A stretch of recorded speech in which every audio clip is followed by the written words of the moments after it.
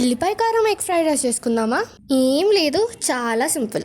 ఏముంది, ఎల్లిపాయలు ఒలుసుకొని రోట్లో వేసుకొని దంచుకోవాలి. కొంచెం క్రష్ అయిన తర్వాత మిరియాలు జీలకర్ర వేసి మంచిగా దంచుకోవాలి.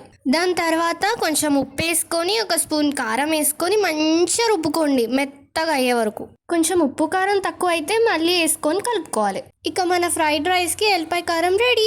దాని తర్వాత ఒక 2-3 ఎల్లిపాయలు తీసుకొని చిన్న చిన్న పీసెస్గా కట్ చేసుకోండి. తర్వాత ఒక మంచి వెడల్పాటి గిన్నె తీసుకొని అందులో తగినంత ఆయిల్ వేసేసి ఎల్లిపాయలు వేసేసి మంచిగా ఫ్రై చేసుకోండి. మర్చిపోయాను, ఒక 1/2 స్పూన్ జీలకర్ర కూడా వేసుకోండి. తర్వాత సగం కన్నా ఎక్కువ ఎల్లిపాయ కారం వేసేసి మంచిగా ఫ్రై చేసుకోండి నూనెలో ఒక 2-3 మినిట్స్. ఆఫ్టర్ దాట్ ఒక 2 eggs జస్ట్ అలా పైన కొట్టిపోసుకొని కింద అడగంటకుండా చూసుకొని మూత పెట్టేసేయండి. ఇదంతా లో టు మీడియం ఫ్లేమ్లో చేయండి.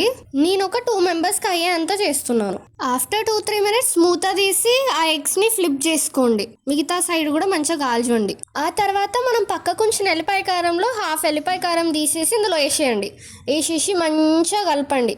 ఆ ఎగ్స్ని మొత్తం బ్రేక్ చేసేయండి. ఎల్లిపాయ కారంలో ఇప్పుడు ఆ ఎగ్స్ని మంచిగా గోలివ్వండి ఒక 2-3 మినిట్స్ వరకు.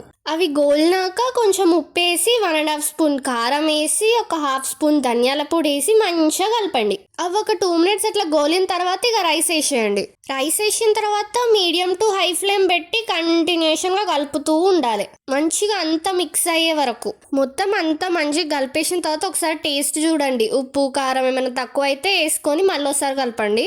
లాస్ట్లో కొంచెం కొత్తిమీర వేసేసి హై ఫ్లేమ్లో ఒక 2 మినిట్స్ కలపండి. ఎల్లిపాయ కారం ఎగ్ ఫ్రైడ్ రైస్ రెడీ. మీరు ఇలాగైనా తినొచ్చు, లేకపోతే ఆమ్లెట్ వేసుకొని అయినా తినొచ్చు. మీరు ఈజీ అండ్ క్విక్గా లంచ్ బాక్స్ రెడీ చేయాలనుకుంటే ఈ రెసిపీ ట్రై చేయండి. ఆమ్లెట్ ఇలా ట్రై చేయండి, చాలా బాగుంటుంది.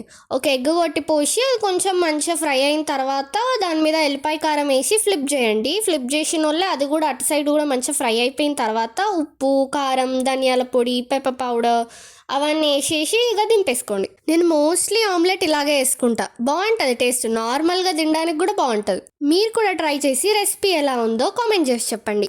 ఎలాగో ఇంత దూరం వచ్చారు, లైక్ చేసి సబ్స్క్రైబ్ చేసుకొని వెళ్ళొచ్చుగా. ఓకే, మరి ఇంకొక మంచి వీడియోతో మళ్ళీ కలుస్తాం. అప్పటి వరకు బాయ్ బాయ్.